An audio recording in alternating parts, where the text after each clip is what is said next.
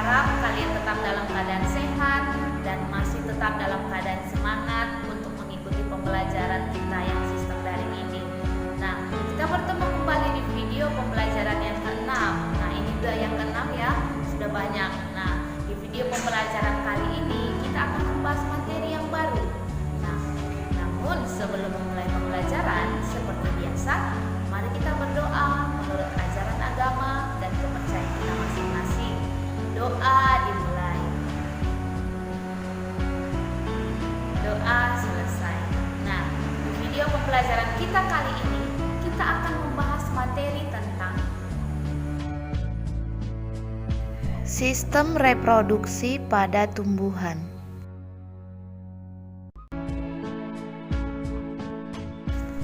Adapun kompetensi dasar pada materi kita kali ini yaitu 3.2, menganalisis sistem perkembangbiakan pada tumbuhan serta penerapan teknologi pada sistem perkembangbiakan tumbuhan. Dengan indikator pencapaian kompetensi yang pertama, diharapkan kamu mampu menjelaskan sistem perkembangbiakan pada tumbuhan. Yang kedua, kamu mampu menyebutkan faktor-faktor yang mempengaruhi perkembangbiakan pada tumbuhan, serta yang ketiga adalah kamu mampu menjelaskan penerapan teknologi pada perkembangbiakan tumbuhan. Baiklah anak-anak, langsung saja kita masuk ke dalam materi, yaitu mengenai sistem perkembangbiakan pada tumbuhan. Reproduksi tidak hanya terjadi pada manusia, tetapi juga terjadi pada tumbuhan. Dalam video ini, kita akan mempelajari reproduksi pada tumbuhan. Dalam video ini akan dipelajari berbagai macam cara reproduksi kelompok besar tumbuhan, yaitu tumbuhan berbiji tertutup Angiospermae, tumbuhan berbiji terbuka Gymnospermae, tumbuhan paku Pteridophyta, dan tumbuhan lumut Bryophyta. Kita akan membahas secara singkat reproduksi dari keempat kelompok besar tumbuhan tersebut sesaat lagi. Nah, yang pertama reproduksi tumbuhan biji tertutup atau Angiospermae. Tumbuhan biji tertutup merupakan tumbuhan yang memiliki ciri bakal biji berada dalam bakal buah. Bakal buah adalah bagian putik yang membesar yang tersusun oleh daun buah. Bakal buah selanjutnya akan berkembang menjadi buah, sedangkan bakal biji akan berkembang menjadi biji. Tumbuhan biji tertutup sangat penting bagi kehidupan manusia maupun hewan, karena tumbuhan inilah yang menyediakan hampir semua bahan makanan yang berasal dari tumbuhan. Tumbuhan Angiospermae mengalami reproduksi seksual dan aseksual. Reproduksi aseksual alami tumbuhan Angiospermae dapat dilakukan dengan menggunakan rizoma. Sebagai contoh, jahe, kunyit, dan lengkuas, serta temulawak. Yang kedua adalah stolon atau geragi, sebagai contoh adalah tumbuhan stroberi. Dan yang ketiga ada umbi lapis, sebagai contoh adalah bawang. 4. Umbi batang, sebagai contoh adalah ubi jalar dan kentang. Lalu yang kelima ada kuncup adventif daun, sebagai contoh adalah daun cocar bebek. Reproduksi aseksual buatan dapat dilakukan dengan cara mencangkok, merunduk, menyambung, menempel, dan stek. Reproduksi seksual tumbuhan Angiospermae merupakan cara reproduksi yang melibatkan sel kelamin dan proses fertilisasi atau pembuahan. Reproduksi seksual pada tumbuhan Angiospermae melibatkan sel kelamin berupa sel sperma yang dihasilkan oleh serbuk sari dan sel telur yang dihasilkan oleh putik. Reproduksi seksual tumbuhan Angiospermae dapat terjadi melalui penyerbukan atau polinasi, pembuahan atau proses fertilisasi, dan penyebaran biji, serta perkecambahan. Pada peristiwa penyerbukan atau polinasi, proses pembuahan dapat dibantu oleh angin, anemogami, serangga, entomogami, burung, ornitogami, kelelawar, chiropterogami, manusia, antropogami. Jadi ada 5 ya. Kemudian penyerbukan dapat dibedakan menjadi penyerbukan sendiri autogami, penyerbukan tetangga gaetogami, penyerbukan silang allogami atau xenogami, penyerbukan bastar atau hibridogami. Pada peristiwa pembuahan atau fertilisasi, proses pembuahan terjadi sebagai berikut. Setelah serbuk sari melekat kepada kepala putik atau stigma, maka serbuk sari akan menyerap air dan berkecambah membentuk bulu serbuk sari. Kemudian bulu serbuk sari akan tumbuh dan bergerak menuju bakal buah melalui tangkai putik. Inti sel di dalam bulu serbuk sari akan membelah menjadi 2 inti sel jantan, di mana 1 inti sel jantan akan membuahi inti sel telur dan membentuk zigot atau calon individu baru. Lalu 1 inti sel jantan yang lain akan membuahi inti kandung lembaga dan membentuk endosperma yang bersifat triploid. Pada proses ini terjadi 2 kali pembuahan, sehingga disebut dengan pembuahan ganda.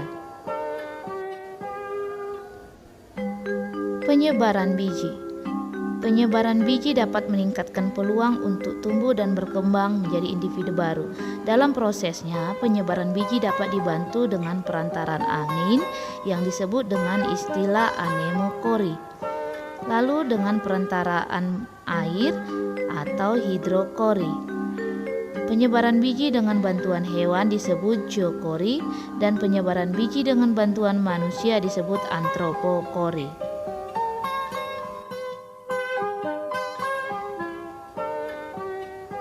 Reproduksi pada tumbuhan gimnospermae atau tumbuhan biji terbuka dapat terjadi secara seksual dan aseksual. Reproduksi seksual pada tumbuhan gimnospermae dapat dibantu oleh alat reproduksi yang disebut dengan strobilus, di mana ada strobilus jantan maupun strobilus betina. Pada strobilus jantan terdapat sporangia, di mana sel-selnya akan mengalami pembelahan meiosis dan menghasilkan mikrospora. Mikrospora akan berkembang membentuk serbuk sari. Sedangkan pada strobilus betina terdapat banyak megasporofil, di mana tiap megasporofil mengandung 2 bakal biji. Tiap bakal biji akan mengandung megasporongium.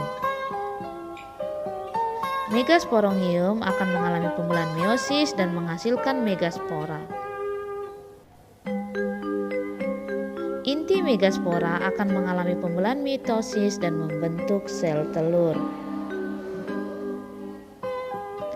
Penyerbukan pada tumbuhan gimnospermae terjadi jika serbuk sari menempel pada liang bakal biji. Serbuk sari akan tertangkap oleh cairan yang terdapat di lubang bakal biji. Jika cairan ini menguap, maka serbuk sari akan dapat masuk ke dalam bakal biji dan terjadilah pembuahan atau fertilisasi. Biji tumbuh di dalam megasporofil dan dilengkapi dengan sayap.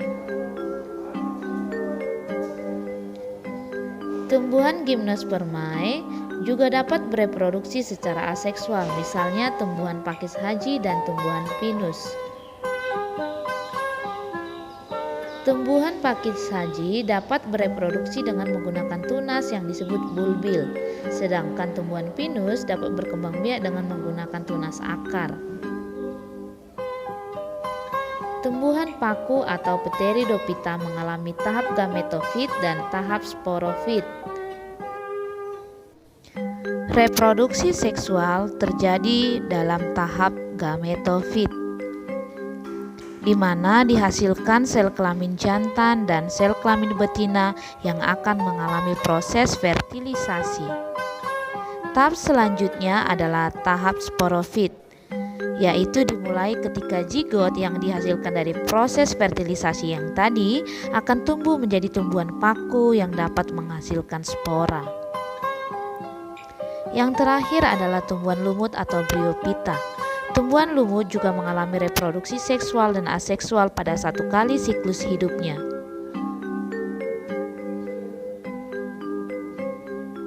Bryophyta bereproduksi secara aseksual dan secara seksual secara bergantian. Ini disebut dengan istilah metagenesis.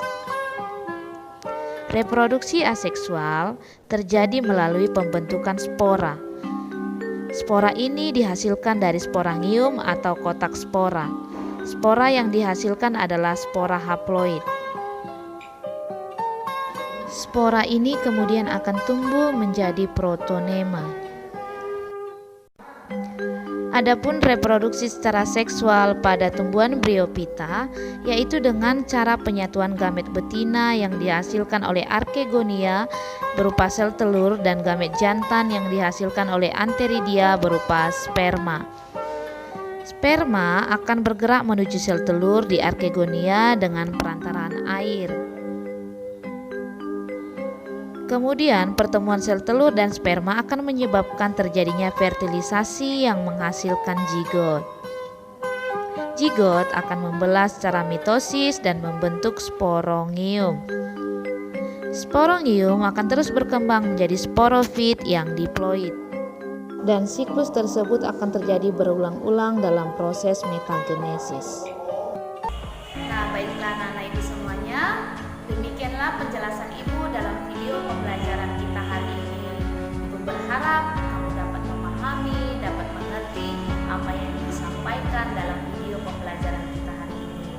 Dan seperti biasa, akan ada beberapa soal latihan yang ibu berikan kepada kamu sebagai latihan bagi kamu agar kamu dapat lebih memahami materi yang telah kita pelajari. Nah, silahkan kamu selesaikan dengan baik dan kumpulkan tepat pada waktunya.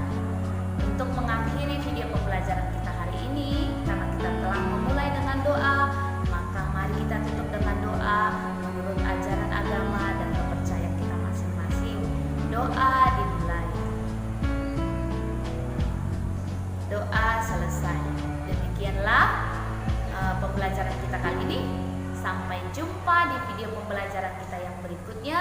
Tetap semangat dan tetap sehat agar kamu mampu meraih cita-cita ke depannya. Sampai jumpa dan selamat